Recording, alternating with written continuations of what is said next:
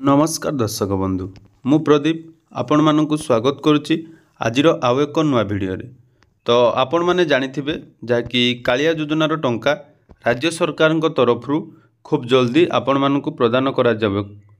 तो यही योजना रे जहाँकि आमर राज्यर टोटाल 64 लाख परिवार को जहाँकि कालिया योजनार परवर्ती सहायता मिलवाई जाउची एवं यही योजना रे जहाँकि भूमिहीन परिवार को राज्य सरकार तरफ पुणी थे 2000 टंकार जहाँकि अधिक सहायता प्रदान करा जिवो।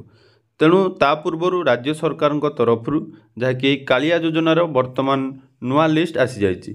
तो आपण माने आपण मानक ना से लिस्ट रे अच्छी किंबा जो माने नुआ करी आवेदन करथिले तांकर से लिस्ट रे नुआ नाम एंट्री होईछि कि नहीं एवं पूर्वरु जदि आपण माने भूमिहीन रे टंका पाउथिले ताले आपण मानकु कोन करिया पई पड़िबो आसंतु ए वीडियो रे संपूर्ण डिटेल्स जानिबा।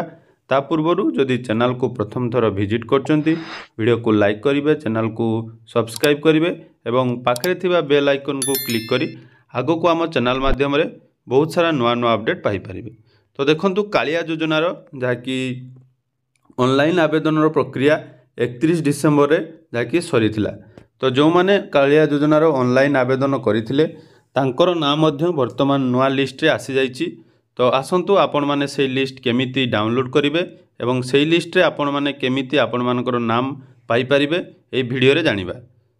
देखंतु सर्वप्रथमे आपण जेकोनोसी ब्राउजर रे कालिया योजना सर्च करिवे।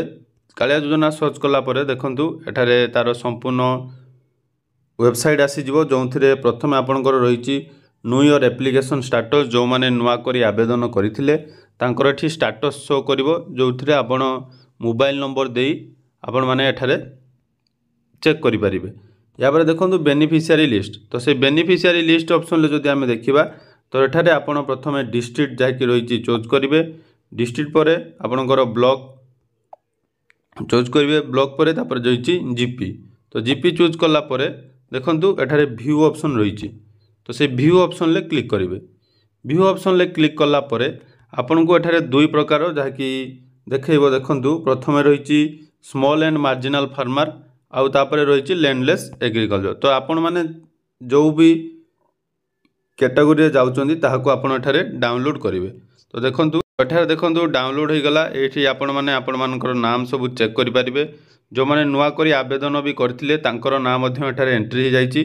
तो तेणु जदि आपण नुआ करी आवेदन करचंती सर्वप्रथमे आपण आपणकर जाकि नाम चेक करि परिबे। नाम जदि आपणकर एठिरे अछि ताले आपण एही कालिया योजनार परवर्ती किस्ती जाकि आपणको बैंक अकाउंट रे पाई परिबे।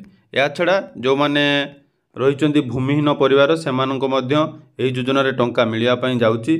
ता पूर्वरु जदि आपण ई केवाईसी वर्तमान कंप्लीट करनांती तो जल्दी जल्दी आपण ई केवाईसी कंप्लीट करबा सहित आपण मानकर डीबीटी बा आधार बैंक लिंक जो रही कंप्लीट कर दिंतु। कारण राज्य सरकार घोषणा अनुसार जेकोसी समय आपण को टंका मिल पारे। अर्थात जदि आम कथा निर्वाचन घोषणा पूर्व आपण मान बैंक अकाउंट रे टंका आसीजिवो।